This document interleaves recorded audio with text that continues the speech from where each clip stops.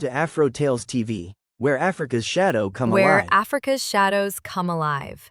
Today, we dive into Africans in diaspora and the uncertainty of diaspora relationships, the trauma of deception, and the resilience of a betrayed African woman back home. In the village of Amorka, southeast Nigeria, an ambitious young man, Obioha, fell in love with Ngozi, a devoted fiancé, strong and innocent at first, later scarred but fiercely resilient. Her father, Chief Udo, was a traditionalist who distrusts foreign influence. He was skeptical of Obioha's real intent with his daughter. Obioha leaves Amorka in pursuit of greener pastures in Italy, leaving behind a tearful Ngozi. 2 years, he promises, and I'll come back a man worthy of you. Before he migrated to Italy, he had impregnated Ngozi. 2 years later, Ngozi, now with a child, is overjoyed when Obina returns.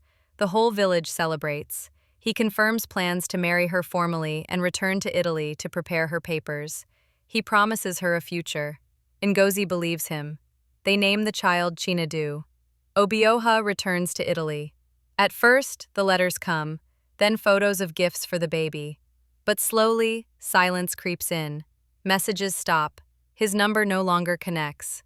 Unknown to her, Obina has married Clara, an Italian woman, for citizenship. But when the money runs out, he turns to drug peddling with a gang. He's arrested and sentenced to 10 years in prison.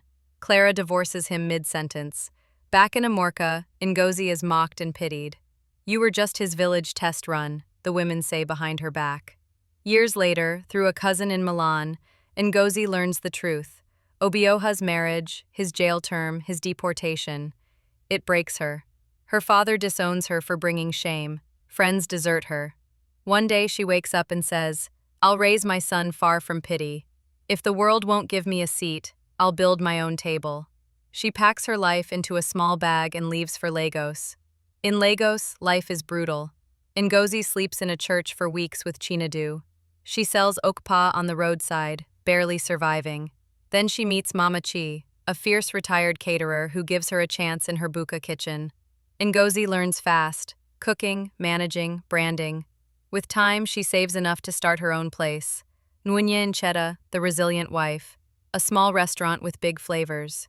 People flock to her story. She's featured in blogs. She becomes a Lagos success. Obina is deported back to Nigeria, broke, hollow-eyed, and ashamed. He finds his way to Lagos, to Ngozi's restaurant. She sees him standing awkwardly at the door one rainy evening, holding flowers and a fake smile. "Your son?" He asks. "He's in school. He doesn't need confusion in his life. I've changed, Ngozi.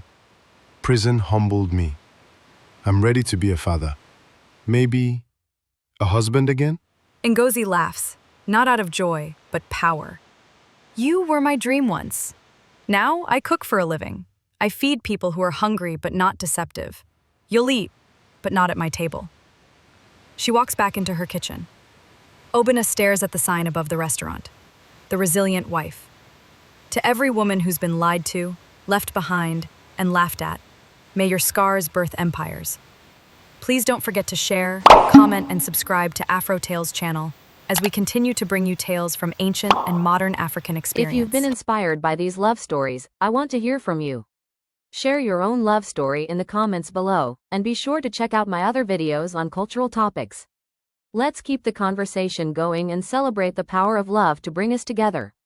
Please don't forget to comment, like, and share this video.